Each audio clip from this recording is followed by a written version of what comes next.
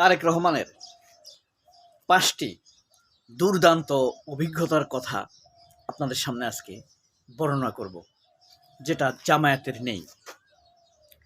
আপনি বিএনপি পন্থী কেন্দ্রীয় নেতা, বিএনপির কেন্দ্রীয় নেতা অথবা কোর সমর্থক অথবা বাংলাদেশের বিএনপি পন্থী যারা বুদ্ধিজীবী বা বিএনপির কাছে বিক্রি হওয়া যেসব সাংবাদিক আছেন, তাদের সামনে যখন অন্য কোনো রাজনৈতিক দলের সাথে তাদের কম্পেয়ার হয়, তখন তারা একটি জিনিস কিন্তু খুব স্পষ্টভাবে বলে, সেটি হলো বিএনপির রাষ্ট্র পরিচালনার অভিজ্ঞতা আছে, অন্য রাজনৈতিক দলের সেটা নেই। আপনি যদি কাউন্ট করেন, বাছাই করেন বর্তমান বিএনপির পরিষদকে, তাহলে সেখানে কয়জন মন্ত্রীকে পাবেন যে রাষ্ট্রীয় দায়িত্ব পালন করেছে? ডক্টর মোশাররফ, মঈন, এহসানুল হক মিলন, হাতে গোনা কয়েকজন পাবেন। বাকিরা এখন শারীরিকভাবে সক্ষম নয়, অথবা তারা এখন আর রাজনীতিতে নেই, অথবা তারা পরলোক গমন করেছে, চলে গিয়েছে এই পৃথিবী থেকে। যেই কারণে বাংলাদেশে বিএনপিপন্থী যেসব বুদ্ধিজীবীরা আছে, তাদের সমর্থক আছে এবং কেন্দ্রীয় নেতৃবৃন্দ রয়েছে, তাদের মধ্যে এই কথাটি খুবই স্পষ্টভাবে সবসময় তারা মুখস্থভাবে আওড়িয়ে যায়, বলে যায় যে বিএনপির লোকদের রাষ্ট্র পরিচালনার অভিজ্ঞতা আছে, জামায়াতের লোকদের রাষ্ট্র পরিচালনার অভিজ্ঞতা নাই। কিন্তু বিএনপির লোকদের চুরির অভিজ্ঞতাও আছে। এখন সেই ব্যাপারটি যদি, যেমন ১ নম্বর, ক্ষমতার স্বাদ, ক্ষমতা উপভোগ করা। তারেক রহমান কিন্তু ক্ষমতার স্বাদকে দুর্দান্তভাবে উপভোগ করেছেন। তার বাবা প্রেসিডেন্ট ছিলেন, তার মা প্রধানমন্ত্রী ছিলেন। সেই দুইজন সর্বোচ্চ রাষ্ট্রীয় ক্ষমতা এবং সম্মানের সর্বোচ্চ লেভেলে থাকা একজন রাজনৈতিক দম্পতির ছেলে, একটা রাজনৈতিক star political couple, the child of star political couple. সেই দিক থেকে দুর্দান্ত এক ইমেজ বহন করেছেন তারেক রহমান। এটা শুধু বাংলাদেশ নয়, পৃথিবীর আর কোথাও নেই। এটা কিন্তু দায়িত্ব পালন না, এটা হইল রাষ্ট্রীয় মজার উপভোগ করা। তবে হ্যাঁ, তারেক রহমান কিন্তু ব্যক্তিগতভাবে অত্যন্ত ভদ্র, মার্জিত আচরণের অধিকারী। এটা আপনি তার ফ্যামিলি অ্যাটিকেটের কারণে বলতে পারেন, অথবা তাদের যে তার সুশিক্ষা, অথবা তার ব্লাড ইনহেরিটেন্সের কথাও এটা আপনি উল্লেখ করতে পারেন। এর প্রমাণ হলো তারেক রহমান প্রায় বলেন, ক্ষমতার মধ্যে থাকা এত আরাম না, এখানে অনেক স্ট্রেস আছে, দূর থেকে ক্ষমতাকে অনেক আরাম মনে হয়। আমরা হয়তো দেখি ডক্টর ইউনূস খুব আরামে আছেন, আসলে এত মজা না।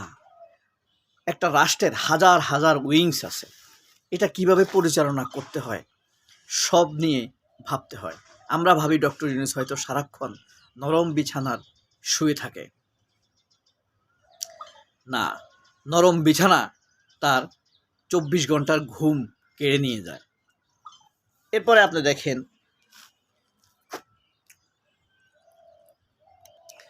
রাজনীতি থেকে বিতাড়িত হওয়ার অভিজ্ঞতা আছে, এটাও এক বিরল অভিজ্ঞতা। তারেক রহমানের যে 5টি অভিজ্ঞতার কথা বলতেছি এখন, এটা হলো দ্বিতীয়। রাজনীতি থেকে বিতাড়িত হওয়ার অভিজ্ঞতা কিন্তু বাংলাদেশে আর কার আছে? এক হিসাবে কারোরই নেই। আপনি পৃথিবীতে যদি হিসাব করেন কার আছে, পাকিস্তানের বেনজির ভুট্টোর আছে, নওয়াজ শরীফের আছে, নিকোলাস মাদুরোর আছে, হ্যাঁ, ব্রাজিলের লুলা ডি সিলভার আছে, যারা রাজনীতি থেকে বিতাড়িত হয়েছেন, আবার সময় মতো তারা ফিরে এসেছেন। এই অভিজ্ঞতা তারেক রহমানের আছে, তিক্ত অভিজ্ঞতা। চামচা দ্বারা বেষ্টিত হওয়ার অভিজ্ঞতা এবং তাদের দ্বারা বিপদে পড়ার অভিজ্ঞতা, তাদেরকে আবার পুনর্বাসন করার অভিজ্ঞতা। এই অভিজ্ঞতাটি, এটা তৃতীয় নাম্বার বলছি, এই অভিজ্ঞতাটি প্রমাণ করে যায় তারেক রহমান অতীত থেকে শিক্ষা গ্রহণ করেন নাই। কারণ তিনি রাজনীতি থেকে বিতাড়িত হয়েছেন, ফিরে এসেছেন, চামচা দ্বারা বেষ্টিত থেকেছেন। সেই বেষ্টনের কারণে, অপপরামর্শের কারণে, কুপরামর্শের কারণে তিনি বিপদে পড়েছেন, বিতাড়িত হয়েছেন। ফিরে এসে আবার সেই সিন্ডিকেটকেই তিনি হাতে নিয়েছেন, অথবা সিন্ডিকেট তাকে হাতে নিয়েছে। এই জিনিসটি আমাদের জন্য অনেক ভাবনার বিষয়। অর্থাৎ তিনি অতীতের মতোই চলবেন, এই জিনিসটি আমাদের সামনে স্পষ্ট করে দেয়। বিদেশে পালিয়ে থাকার তীব্র যন্ত্রণা। আপনি একটি জেলায় জন্মগ্রহণ করেছেন, সেখান থেকে ঢাকায় গিয়ে আপনি 3 মাস থাকতে পারেন না। 3 মাস পরে, 2 মাস পরে, 1 মাস পরে আপনার মন আনছান করে, ছটফট করে, মা বাবাকে দেখতে যাব, অথবা বাড়ির সামনে খোলা জায়গাটা একটু বসে থাকবো, অথবা ঘরের পেছনে যে খালটা আছে, নদীটা, সেখানে একটু নির্বিঘ্নে বসে থাকবো। কত ভাবনাই না ভাবেন, তাই না? আর 17 বছর তাকে বাইরে থাকতে হয়েছে। জাতির প্রতি তিনি কোনো দায়িত্ব পালন করতে পারেননি সেই 17 বছর। দল সামলানোই তার জন্য কষ্ট হয়ে গিয়েছে। তো 3 নাম্বার অভিজ্ঞতার কথা বললাম। 4 নাম্বার কথা বলি। তারেক রহমান দেশে আসার সাথে সাথে কয়েকদিনের মধ্যে দুইটি জানাজা তিনি দেখেছেন। 2টি জানাজাই বাংলাদেশের ইতিহাসে অন্তত বেশ উল্লেখযোগ্য। একটা ওসমান হাদির জানাজা, আর একটা তার মা, বাংলাদেশের তুমুল জনপ্রিয় নেতা নেত্রী বেগম খালেদা জিয়ার জানাজা, যাকে নিঃশঙ্ক চিত্তে মানুষ ভালোবাসে, শ্রদ্ধা করে, সম্মান করে। 2টি জানাজাই তিনি দেখেছেন। মানুষের সঠিক মূল্যায়ন শুরু হয় তার মৃত্যুর পর জানাজার মধ্য দিয়ে। কারণ তখন আর এই পৃথিবীর কোনো তৎপরতার মধ্যে তার আর কোনো নিয়ন্ত্রণ থাকে না। তখন তার কর্মফলের সময় শুরু হয়ে যায়। জানাজাতে যারা ছুটে আসে তারা কোনো না কোনোভাবে তার জন্য হৃদয় থেকে সহানুভূতিশীল হয়ে ওঠে। সেই ব্যাপারটি তিনি দেখেছেন। একজন 32-33 বছর বয়সের তরুণ শরীফ ওসমান হাদির জানাজায় এত মানুষ হতে পারে, এটা খুবই একটা আশ্চর্যজনক এবং ডেসপারেট ওয়েল কর্মপরিকল্পনা বা কর্মতৎপরতার ফসল। খুব অল্প সময়, দেখেন, মাত্র বয়স 32-33, এই বয়সে সে একটা দেশের জন্য, জাতির জন্য কি অ্যাক্টিভিজমই রাখতে পারে। এই সময়ের মধ্যে একটা মানুষ এতটা মানুষের হৃদয়ে স্থান করে নিতে পারে, এতটা মানুষের হৃদয় জুড়ে ব্রেনের ভিতরে ঢুকে যেতে পারে, হৃদয়ের ভিতরে অবস্থান করতে পারে, এটা তাকে না দেখলে বোঝা যাবে না। মৃত্যুর পরেই মানুষের আসল মূল্যায়নটা শুরু, যখন আর কোনো মূল্যায়ন, সে কোনো কাজের জন্য অনুভূতিও প্রকাশ করতে পারে না, তার অ্যাক্টিভিজম বা তৎপরতাও দেখাতে পারে না। এই 2টি জানাজা তাকে বড় ধরনের একটি অভিজ্ঞতা দান করে। 5 নাম্বার, তারেক রহমান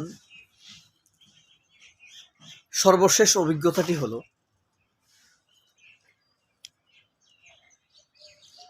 কোনোদিনও তিনি একটি রুট লেভেলের নেতৃত্ব হিসেবে নিজের পরিচয় দিতে পারবেন না। আপনার ব্যাপারটা একটু জটিল, তাই না? যেমন ধরেন জামায়াতের আমির ডাক্তার শফিকুর রহমান বা শেখ হাসিনা বা খালেদা জিয়ার কথা ধরেন। খালেদা জিয়া রাজনীতিতে এসেছেন শহীদ জিয়ার জনপ্রিয়তার হাত ধরেই, যদিও আমার ধারণা তিনি জিয়াউর রহমানের অবস্থানকে ছাড়িয়ে গেছেন। শেখ হাসিনা বাপের লাইন ধরে এসেছে, ইত্রামি ফাত্রামি খুনে তার বাবাকে ছাড়িয়ে গেছে। জাতীয় পার্টির জিএম কাদের তার বাইয়ের লাইন ধরে এসেছে। বাট ডাক্তার শফিক কারোর পরিচয়ে রাজনীতিতে আসেন নাই, কারোর পরিচয়ে আমির হন নাই। এই যে এই তীব্র আকাঙ্ক্ষা, হীনমন্যতা বলতে পারেন, স্বয়ংক্রিয় নেতৃত্ব হয়ে ওঠার যেই আকাঙ্ক্ষা, এই পরিচয় তারেক রহমান জীবনে দিতে পারবেন না। এটা কি অভিজ্ঞতা? এটা হলো এক ধরনের আপনার অপারগতা। এই জিনিসটা আর তারেক রহমানের দ্বারা হওয়া সম্ভব না। সবাই অনেক ভালো থাকবেন। আল্লাহ হাফেজ। আসসালামু আলাইকুম।